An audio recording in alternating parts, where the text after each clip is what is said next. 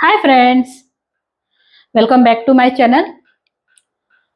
आज मी एक ब्रेकफास्ट बनवणार आहे आणि तो ब्रेकफास्ट सगळ्यांना माहितीच असतो। म्हणजे आपण नॉर्मली खातो बाहेर गेल्यावर किंवा घरात पण बनवतो, मुलांना खूप आवडतो। आणि तो ब्रेकफास्ट म्हणजे आलू पराठा। आता आलू पराठ्यामध्ये जे स्टफिंग असतं ते प्रत्येक वेगवेगळ्या प्रकारचे मसाले वगैरे वापरून ते करतात। तर मी नॉर्मल सिंपल पद्धतीने ते स्टफिंग बनवते आणि ते छान बनतं। जास्त काय त्यामध्ये मसाले आपल्याला टाकायचे नाहीत, इन्ग्रेडियंट्स कमी आहेत। तर आपण बघूया आलू पराठा माझ्या पद्धतीने कसा बनवायचा। त्याआधी तुम्ही माझ्या चॅनलला लाईक करा, शेअर करा आणि सबस्क्राईब नक्की करा। आता बघूया आलू पराठा हा बघा अशा पद्धतीने आपण बनवूया। अगदी सॉफ्ट आणि डिलिशियस, जास्त याला वेळ पण लागत नाही, सगळे इन्ग्रेडियंट्स घरी असतात। तर आता आपण बनवूया, पण त्याआधी आपण ते स्टफिंगसाठी लागणारे साहित्य बघूया। इथे मी 2 मोठे बटाटे उकडून मॅश करून घेतलेले आहे। त्यानंतर मसाले बघूया।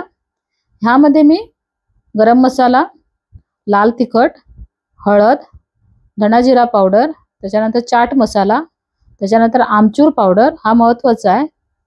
त्यानंतर त्यामध्ये थोडंसं बटर ॲड केलेलं आहे आणि त्यानंतर त्याला जिऱ्याचं थोडंसं तडका दिलेला आहे आणि भरपूर अशी कोथिंबीर आणि चवीपुरतं मीठ। आणि आता हे आपण काय करूया, व्यवस्थित मिक्स करूया। हे बघा अशा पद्धतीने आपण मिक्स करून घेऊ आणि हे बघा हाताला पण असं स्टिक नाही व्हायला पाहिजे, असं आपल्याला एकदम ड्राय पाहिजे। तर ते ड्राय स्टफिंग असल्यामुळे काय होतं, आपल्याला ज्यावेळेला आपण पराठा बनवतो ना त्यावेळेला ते रोल करताना आपल्याला म्हणजे आपण लाटतो ना त्यावेळेला ते आपल्याला खूप युजफुल होतं। तर आता आपण बघूया पराठा आता आपण बनवायला घेऊया। इथे मी एक पिठाचा गोळा घेतलेला आहे। आता तो मी काय करते, लाटून घेते। पूर्णपणे लाटायचा नाही, आपल्याला हाफ लाटून घ्यायचा आहे। हे बघा अशा पद्धतीने।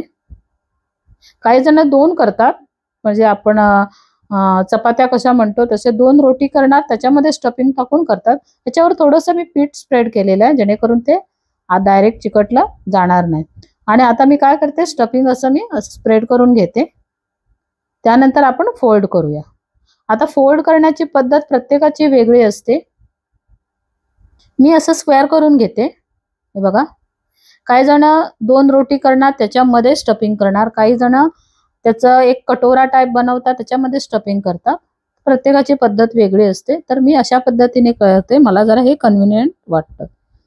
तर त्याच्यावर मी आता थोडंसं पीठ स्प्रेड करून घेते, कणिक। आणि आता हे आपण काय करूया, लाटूया। पहिला कडा घ्यायच्या लाटून जरा अलगद, कारण डायरेक्ट जर तुम्ही मधून केलात ना मग ते कड्या पूर्ण ते फाटून जातात। आणि थोडंसं हलक्या हाताने आपल्याला हे लाटून घ्यायचं आहे। हे बघा जरा पण चिकटलं जात नाही किंवा ते स्टफिंग आहे ना जरा पण बाहेर येत नाही। तुम्ही बघू शकता किती छान झालेलं आहे। हे बघा आता मी दाखवते तुम्हाला। हे बघा जरा पण ते त्याचं स्टफिंग आहे ना तर ते बाहेर येत नाही। आता आपण तो पराठा आपण काय करू नये, बरं व्यवस्थित आपण भाजून घेऊ। तर तवा गरम झालेला आहे, त्यावर मी आता थोडंसं बटर स्प्रेड करते। आता काय करूया, तो पराठा आपण भाजून घेऊया। आता दुसऱ्या बाजूने पण मी थोडंसं बटर त्याच्यावर स्प्रेड करते, कारण बटर स्प्रेड केल्यामुळे काय होतं, त्याला टेस्ट पण खूप छान येते आणि तो व्यवस्थित पराठा भाजला जातो। तर आता काय करूया, त्याला मी फ्लिप केलेलं आहे। तर ह्या बाजूने पण व्यवस्थित 2-3 वेळा आपल्याला फ्लिप करावं लागतं आणि गॅसची फ्लेम मीडियम ठेवायची, कारण हाय केलं तर तो करपून जाणार। तर आता परत एकदा मी काय करते, त्याला परतवून घेते व्यवस्थित। चारी बाजूने आपण काय करूया, व्यवस्थित भाजून घेऊया। हा बघा, आणि आलू पराठा म्हटलं की काय असतं, थोडासा हेवी असतो आणि लहान मुलांना खूप आवडतं। त्यांच्या डब्यासाठी वगैरे आपल्याला टिफिनला द्यायला वगैरे काही हरकत नाही। त्याबरोबर तुम्ही टोमॅटो सॉस हे पण देऊ शकता किंवा असा पण खाऊ शकतो।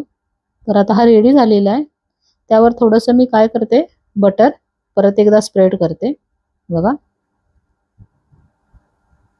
आणि आपल्याला आपण म्हणतो ना, हेवी नाश्ता केल्यावर आपल्याला जास्त काय खायची गरज नाही, फक्त 2 आपल्याला पराठे खाल्ले तरी बस झाले. तर तुम्ही ह्या पद्धतीने नक्की ट्राय करा. माझ्या चॅनलला लाईक करा, शेअर करा आणि सबस्क्राईब नक्की करा. थँक्यू.